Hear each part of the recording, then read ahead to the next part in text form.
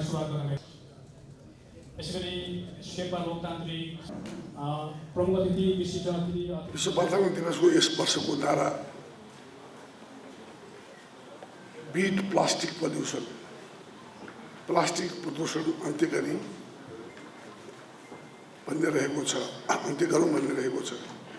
पुनः प्रयोग हुन नसक्ने प्लास्टिक, विशेष गरी प्लास्टिकका झोला बोतलको प्रयोग अन्त्य गर्न हाम्रो नीति अनुरूप हो। हामीले प्लास्टिकका झोला र बोतलको सट्टा कपडाको झोला र स्थानीय स्तरमा उपलब्ध अन्य वैकल्पिक साधनहरूको प्रयोग गर्दै आइरहेका छौँ। सहजताको नाममा प्लास्टिकको प्रयोगले वातावरणमा परिरहेको नकारात्मक प्रभावबाट माथि उठ्नुपर्ने समय आएको छ। यस अभियानमा पार्टीका सबै तहबाट सहयोग र समर्थन रहने विश्वास लिएको छु मैले। जलवायु परिवर्तनको गम्भीरताबारे यहाँ सबै जानकार नै हुनुहुन्छ। सन् 2024 अहिलेसम्मकै सबभन्दा तातो वर्षको रूपमा पुष्टि हुन आएको छ र यसले सङ्कटको चेतावनी, जलवायु सङ्कटको चेतावनी पनि दिएको छ। अब ढिलो नगरी जलवायु परिवर्तनलाई गम्भीर रूपमा लिएर विश्वले कार्बन उत्सर्जन तीव्र कटौती गर्नुपर्ने उत्तिकै आवश्यकता छ। केही राष्ट्रहरूले उत्सर्जन बढाइरहँदा हाम्रो जस्तो जलवायु परिवर्तनको दृष्टिकोणले संवेदनशील राष्ट्रहरूले यस अवसरमा भोगिरहनु भएको अन्यायपूर्ण दुःखद अवस्था हो। नेपालले जलवायु न्यायको लागि विश्व समुदाय समक्ष आफ्नो राष्ट्रको स्पष्ट धारणा राख्नु निरन्तर आवश्यक रहेको छ।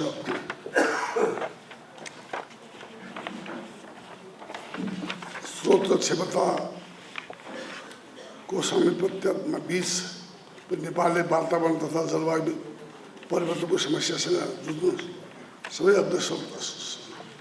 सधैँ अग्रसरता देखाउँदै आएको छ।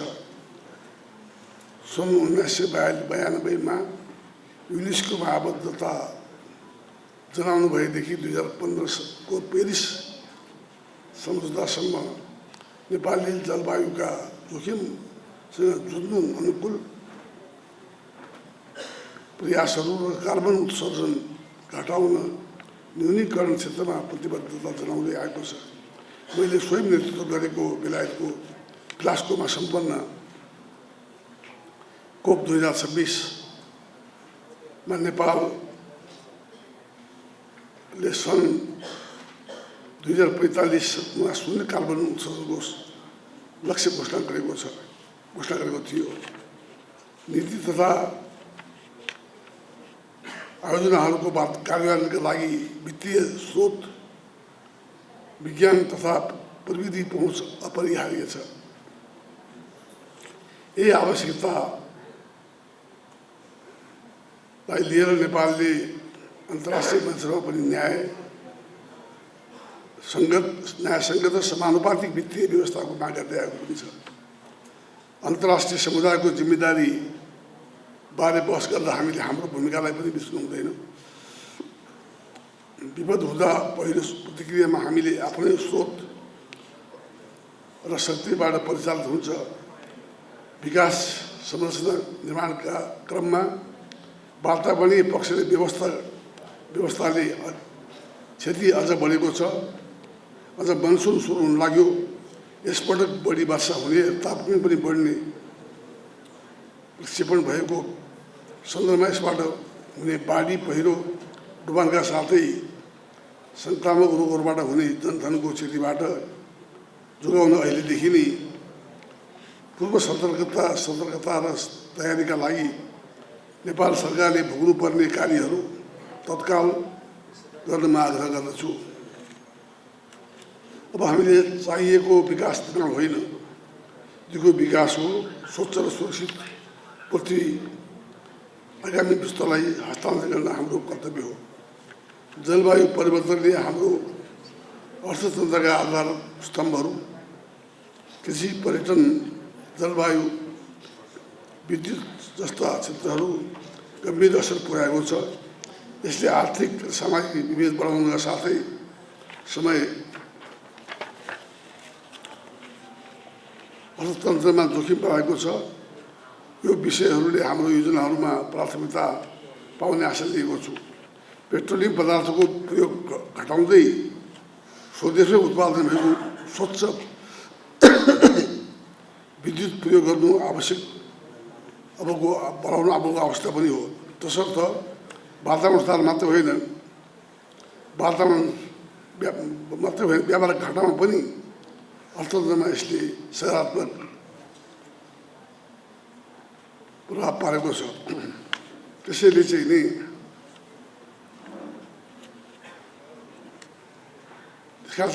पेट्रोल पदार्थको सट्टा विद्युतबाट नै हामीले धेरै कामहरू गर्न सक्छौँ भन्ने मलाई लाग्दछ। यस्तै गाडीको सट्टा विद्युतबाट चल्ने गाडीहरू चलाउन सकिन्छ। त्यस्तै अरू धेरै कुराहरू गर्न सकिन्छ। साथै विद्यालय, विश्वविद्यालयहरूमा जलवायु शिक्षा, बाढी प्रभावित क्षेत्रमा पूर्व सूचना प्रणाली, सुक्खा प्रभावित तराई क्षेत्रमा सिँचाइ र स्वच्छ खानेपानीको व्यवस्था, पहिरो प्रभावित पहाडी क्षेत्रमा वृक्ष रोकथाम कार्यान्वयन, हिमतालहरूको संरक्षणका साथै यहाँको फोहोर व्यवस्थापन र स्थानीय जनस्तरसम्म पुग्ने अनुकूलन कार्यक्रमहरू सञ्चालन गर्न आवश्यक छ। यी प्रयासहरूलाई हामीले अग्रसर सुरुवात गर्ने अन्तर्राष्ट्रिय संवाद र सरकारले मार्फत अगाडि बढ्न जरुरी छ। कार्बन उत्सर्जनमा नगण्य योगदान हुँदा पनि अत्यावश्यक असर भोगिरहेका हिमाली क्षेत्रका यथार्थ हाम्रा सामु स्पष्ट छ। निरन्तर बगिँदै रहेको हिमनदीहरू, ग्लेसियर्सहरू, अनियमित मौसमी घटना र प्रकोपले हिमाली क्षेत्रको समुदाय मात्रै होइन, तल्लो तटीय समुदायका साथै समुद्र तहको वृद्धि समेत सतहको वृद्धि समेत गम्भीर भइरहेको यथार्थलाई विश्व मञ्चमा पुर्याउनु जरुरी छ। ग्लोबल वार्मिङले गर्दाखेरि यो सारा चाहिँ नै हिमनदीहरू, ग्लेसियर्सहरू बगिरहेका छन्। जलवायु सङ्कट समाधानमा अगाडिको बाटो चुनौतीपूर्ण भए तापनि समाधानको सम्भावनाले भरिएको छ। नेपालले सामुदायिक वन, नवीकरणीय ऊर्जा, विद्युतीय सवारी, स्थानीय स्तरमा गरिएको अनुकूलन अभ्यासहरू मार्फत जलवायु सङ्कट समाधानको योगदान दिँदै आएको छ। नेपाल पीडित मात्र नभई समाधान दिन सक्ने देशको छवि निर्माण गर्दैछ। अब हाम्रा प्रयासहरूलाई ब्राजिलमा आयोजना हुने COP30 मा नेपालले दृढ रूपमा प्रस्तुत हुनु आवश्यक छ। वातावरण तथा जलवायु परिवर्तन सरोकार सम्बन्धमा आएको चुनौतीपूर्ण समाधान गर्न ठुलो दलको हैसियतले नेपाली काङ्ग्रेस सबै दलको साझा धारणा बनाउने प्रयासको अग्रसर लिन तयार छ। साथै राजनीतिक दलहरूलाई एउटै साझा मञ्चमा ल्याई संवाद, सहमति र समन्वय र सहकार्यका माध्यमबाट अघि बढ्ने वातावरण तयार पार्न हामी प्रतिबद्ध छौँ। यसका लागि पार्टी सभापतिको हैसियतले म स्वयं नेतृत्व लिन तयार छु र वातावरण तथा जलवायु परिवर्तन सरकार र पार्टीका सम्पूर्ण साथीहरू आज बढी क्रियाशील हुन आह्वान गर्दछु। अन्तमा पुनः विश्व वातावरण दिवसको शुभकामना व्यक्त गर्दै आजको कार्यक्रम संवाद यसैमा सीमित नहोस्। यहाँ व्यक्त भएका विचारहरू सहकारी र समन्वयको कार्यान्वयन जोड आउनु भन्ने अपेक्षा राख्दछु।